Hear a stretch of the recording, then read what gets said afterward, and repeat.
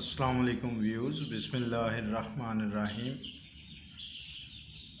جماعت نہم یعنی 9th class کے لیے ہم آج اردو کہانی شیر کا گھر شیئر کر رہے ہیں۔ ویڈیو شروع کرنے سے پہلے تمام طلباء سے ریکویسٹ ہے کہ چینل کو سبسکرائب کر لیں، اور جن طلباء نے پہلے سے ہی چینل کو سبسکرائب کیا ہوا ہے تو وہ دوبارہ سبسکرائب کے بٹن کو کلک نہ کریں۔ تو آئیے ویڈیو کی طرف چلتے ہیں۔ شیر کا گھر۔ شیرپور کا گاؤں دریا سے ذرا ہٹ کر آباد تھا۔ گاؤں اور دریا کے درمیان سرسبز کھیت اور دریا کے پار ایک جنگل تھا، جس جنگل کا بادشاہ شیر بھی رہا کرتا تھا۔ اس کے علاوہ بھی کئی شیر اکثر اپنی اپنی کچھار سے نکلتے اور دریا کے کنارے پر آ کر دھاڑا کرتے تھے۔ شیروں کی وجہ سے گاؤں کے لوگ دریا عبور کر کے جنگل میں جانے سے گھبراتے تھے۔ دریا پر پل نہ ہونے کی وجہ سے دریا کے پار جنگل میں جانے کا واحد راستہ کشتی تھی۔ شیرپور میں ایک بڑھئی رہتا تھا جو اپنے کام میں ماہر مانا جاتا تھا۔ لوگ اس سے اپنا لکڑی کا کام کرواتے تھے۔ ایک دفعہ لکڑی کا پنجرا بنانے کے لیے بڑھئی کو لکڑی کی ضرورت پڑ گئی۔ گاؤں میں لکڑی نہ ملنے کی وجہ سے بڑھئی نے لکڑی کے حصول کے لیے جنگل میں جانے کا فیصلہ کیا۔ اس نے صبح سویرے اپنے بیٹے کو ساتھ لیا اور کشتی کے ذریعے دریا پار کر کے جنگل میں پہنچ گیا۔ ایک درخت سے اس نے اپنے کام کی لکڑی کاٹی اور وہیں بیٹھ کر پنجرا بنانے لگا۔ وہ اپنے کام میں مصروف تھا کہ ایک شیر ادھر آ گیا اور بولا، بڑے میاں کیا بناتے ہو؟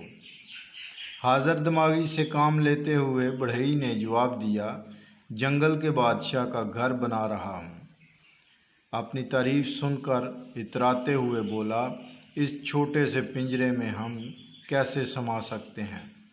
بڑھئی چلاک تھا، کہنے لگا، جنگل کے بادشاہ اس میں داخل ہو کر دیکھ لیجئے۔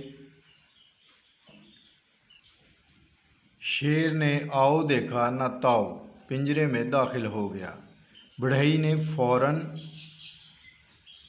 دروازہ بند کر دیا۔ اب شیر پنجرے میں قید تھا اور باہر نکلنے کے لیے بےتاب۔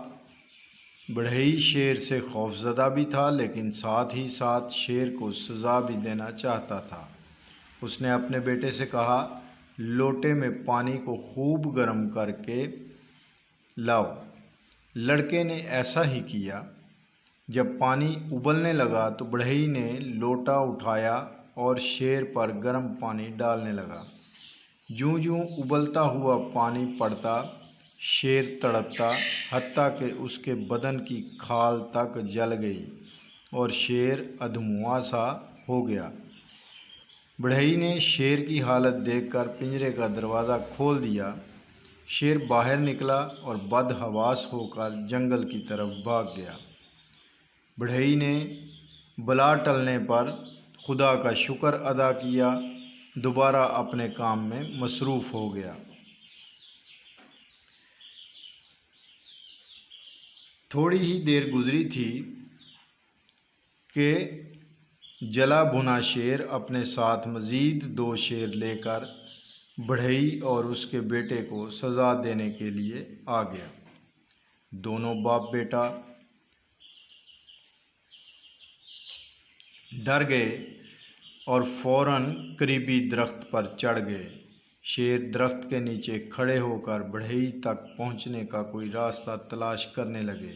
آخر جلا بھنا شیر نیچے کھڑا ہوا اور باقی دونوں شیر اوپر تلے اس کے اوپر کھڑے ہو گئے۔ اس طرح وہ بڑھئی اور اس کے بیٹے کے بالکل قریب پہنچ گئے۔ جب بڑھئی نے اپنی جان جاتے دیکھی تو ایک دم سے چلا کر کہا، لوٹا لاؤ۔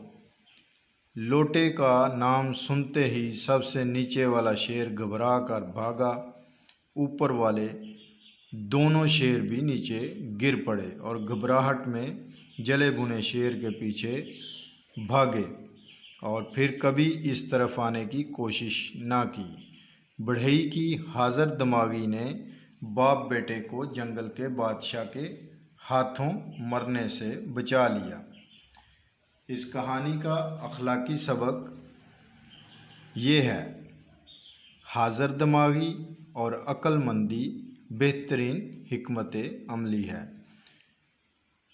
یہ جو سبق آموز کہانیاں ہوتی ہیں ان کو اسی لیے بکس میں یعنی کتابوں میں شامل کیا جاتا ہے کہ ہم ان کہانیوں کو پڑھ کر اس سے سبق حاصل کریں اور اپنی زندگی میں ان اسباق کو لاگو کریں، یعنی ہم ان سے فائدہ اٹھائیں، ان سے تجربہ حاصل کریں کہ آیا ایسی سچویشن میں کیا کیا جا سکتا ہے۔